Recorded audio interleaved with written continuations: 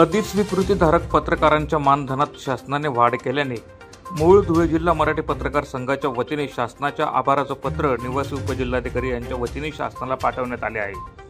आचार्य बाळशास्त्री जांभेकर पत्रकार कल्याण योजनेअंतर्गत शंकरराव चव्हाण सुवर्ण महोत्सव पत्रकार कल्याण निधीची स्थापना करण्यात आली आहे। माहिती व जनसंपर्क महासंचालकांच्या अध्यक्षतेखाली एक ट्रस्ट स्थापन करण्यात आला असून त्या ट्रस्टच्या माध्यमातून अधिस्वीकृतीधारक पत्रकारांना व त्यांच्या कुटुंबियांना वैद्यकीय सेवेसाठी आर्थिक मदत करण्यात येते। वयाची 60 वर्ष पूर्ण केलेल्या पत्रकारांची हेळसांड होऊ नये म्हणून त्यांना दरमहा 11,000 रुपये सन्मान निधीच्या रूपाने मानधन देण्यात येत होते। मात्र त्यात आता राज्य सरकारने 9,000ची वाढ केली असून आता एकूण 20,000 रुपये अधिस्वीकृतीधारक पत्रकारांना शासन देणार आहे। त्यांच्या या निर्णयाचं मूळ धुळे जिल्हा मराठी पत्रकार संघाकडून स्वागत करण्यात आले असून घेतलेल्या निर्णयाचं आभार देखील मानले आहे। या प्रसंगी मूळ धुळे जिल्हा मराठी पत्रकार संघाचे माजी अध्यक्ष रमेश दाने, हेमंत मदाने, योगेंद्र जुनागडे, राजेंद्र गर्दे, दत्ता बागुल, मूळ धुळे जिल्हा मराठी पत्रकार संघाचे विद्यमान अध्यक्ष यशवंत हरणे, पत्रकार संघाचे उपाध्यक्ष रवी शिंदे, सचिव डी.बी. पाटील, सदस्य तवाब अन्सारी, प्रकाश चव्हाण, पवन मराठे, मनोज भैसाने, आजिम शेख, बापू आहिरे, सुनील निकम, महेंद्र राजपूत, किशोर पाटील, संतोष दोरकर, प्रदीप राजपूत यांच्या सहपदाधिकारी मोठ्या संख्येने उपस्थित होते। मुख्यमंत्री श्री एकनाथराव शिंदे यांनी ज्येष्ठ पत्रकारांच्या मानधनामध्ये वाढ करण्याचा निर्णय जाहीर केला। या निर्णयाचे स्वागत करण्याकरता आम्ही आज धुळे येथील जिल्हाधिकारी कार्यालयात मुख्यमंत्र्यांचं आणि शासनाचं अभिनंदन करण्याचं पत्र दिलं। अनेक ज्येष्ठ कलावंतांना या निर्णयामुळे दिलासा मिळणार आहे, त्यामुळे आम्ही शासनाचे आभार मानले आहेत। याबरोबरच ॲक्रेडिटेशनच्या ज्या जाचक अटी आहेत कागदपत्रांच्या त्या देखील शिथिल करून उर्वरित पत्रकारांना देखील या योजनेत सामावून घेण्यात यावं अशी विनंती आम्ही प्रशासनाला केलेली आहे। याबरोबरच माहिती विभागाकडे अनेक ज्येष्ठ पत्रकारांचे प्रस्ताव अजूनही प्रलंबित आहेत। हे प्रस्ताव मार्गी लावून त्यांना देखील दिलासा द्यावा अशी मागणी आम्ही जिल्हा प्रशासनाकडे केली असून जिल्हा प्रशासनाने आमच्या या प्रतिक्रिया शासन स्तरावर पाठवण्याचे आश्वासन आम्हाला दिलेले आहे।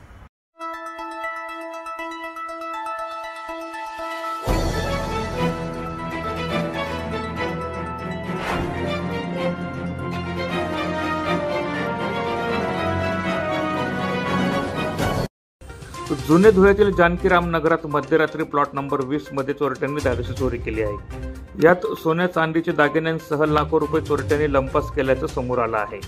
घडलेल्या घटनेमुळे परिसरात खळबळ उडाली असून आझादनगर पोलिसांनी घटनास्थळी पोहोचत पंचनामा केला आहे। फुलवाला चौकातील बॅग व्यापारी असणाऱ्या नवनीत लाल जैन यांच्या घरात मध्यरात्रीच्या सुमारास चोरट्यांनी मागील दरवाजाचा कडी कोयंडा तोडून आत प्रवेश केला। कपाटातील सोने चांदीच्या दागिन्यांसह लाखो रुपयांच्या रोकडवर चोरट्यांनी डल्ला मारला आहे। बाजूच्या प्लॉटमध्ये देखील चोरट्यांनी चोरी करण्याचा प्रयत्न केला, मात्र हाती काहीच न लागल्याने चोरट्यांनी तिथून पलायन केलं। घटनेची माहिती मिळताच आझादनगर पोलिसांनी घटनास्थळी पोहोचत पंचनामा केला आहे। या प्रकरणी दुपारी उशिरापर्यंत आझादनगर पोलीस स्टेशन येथे गुन्हा दाखल करण्याचे काम सुरू होते। प्रफुल्ल नवनीत लाल जैन, राहणार जानकीराम नगर, बर्फ कारखाना, जुने धुळे।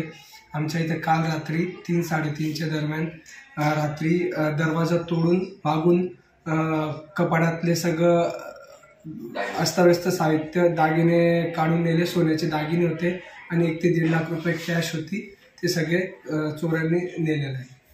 दिले का? आम्ही आझादनगर पोलीस स्टेशनला फिर्याद दिलेली आहे। प्रशासन आलं? हा, पोलीस प्रशासन आले, त्यांनी सगळं पाहणी केली। डॉग स्क्वॉड आले, त्यांनी पाहणी केली आणि ठसे तज्ञ आले, त्यांनी पाहणी केली।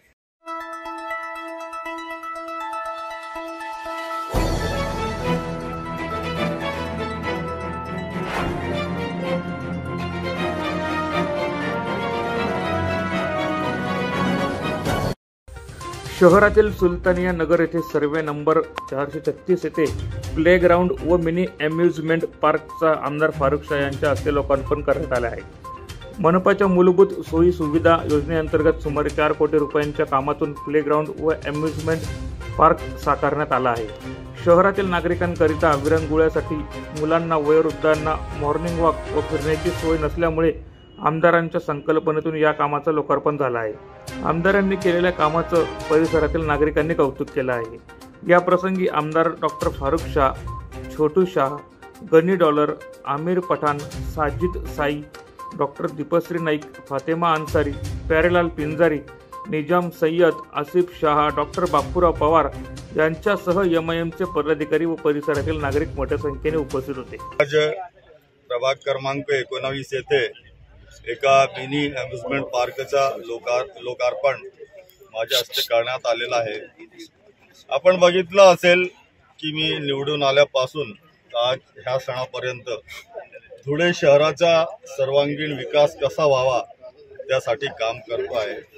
मी कुठलाही पक्षपात किंवा कुठलाही जातीभेद न करता सर्वांना सोबत घेऊन, सर्व घटकांना सोबत घेऊन आणि शहराचा विकास कसा व्हावा त्यासाठी काम करतो आहे. मी प्रत्येक क्षेत्रात कामं केले. आता आमच्या जे महिला जिल्हाध्यक्ष आहेत दीपा मॅडम यांनी पण आपल्या भाषणात सांगितलं की आम्ही वैद्यकीय क्षेत्रामध्ये तसेच रस्ते केले, गटारी केले.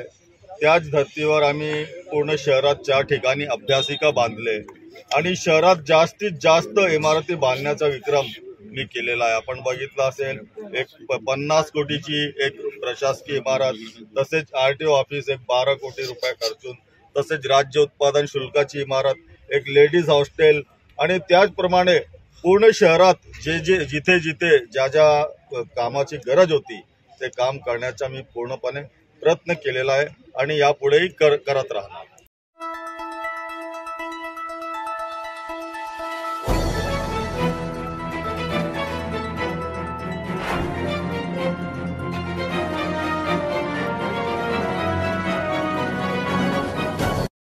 पंतप्रधान नरेंद्र मोदी व खासदार डॉक्टर सुभाष भामरे यांच्या नेतृत्वावर विश्वास ठेवत नगाव येथील सुमारे 150हून अधिक तरुणांनी भाजपात प्रवेश केला आहे.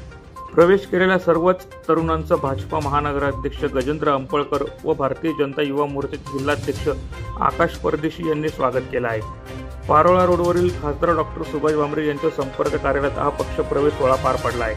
तसेच प्रवेश केलेल्या तरुणांनी पंतप्रधान नरेंद्र मोदी यांना तिसऱ्यांदा पंतप्रधानपदी व डॉक्टर सुभाष भामरे यांची खासदारकीची हॅट्रिक करण्यासाठी आगामी निवडणुकीत काम करणार असल्याचं आश्वासन त्यांनी दिलं आहे. या प्रसंगी भाजपचे महानगराध्यक्ष गजेंद्र अंपळकर, माजी महापौर प्रतिभा चौधरी, भाजप महिला आघाडीच्या प्रदेश उपाध्यक्षा जयश्री अहिरराव, महानगर जिल्हाध्यक्ष वैशाली शिरसाट, भाजपचे ज्येष्ठ नेते विजय पाचापूरकर, ओम खंडेलवाल, यशवंत येवलेकर, भाजयुमोचे आकाश परदेशी, पंकज धात्रक, माजी नगरसेवक अमोल मासुळे, माजी नगरसेविका योगिता बागुल, प्रशांत बागुल, संजय बोरसे, डॉक्टर योगेश पाटील, दिलीप शितोळे, प्रकाश उबाळे, सुहास अंपळकर, सूरज चौधरी यांच्यासह भाजपाचे पदाधिकारी मोठ्या संख्येने उपस्थित होते.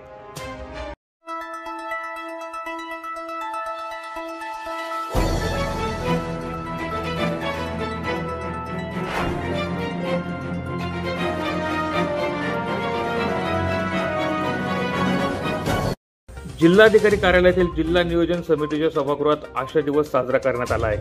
राष्ट्रीय आरोग्य अभियान, आरोग्य विभाग यांच्या वतीने घेण्यात आलेल्या कार्यक्रमात आशा वर्करांसह गट प्रवर्तक महिलांचा सन्मान करण्यात आला आहे.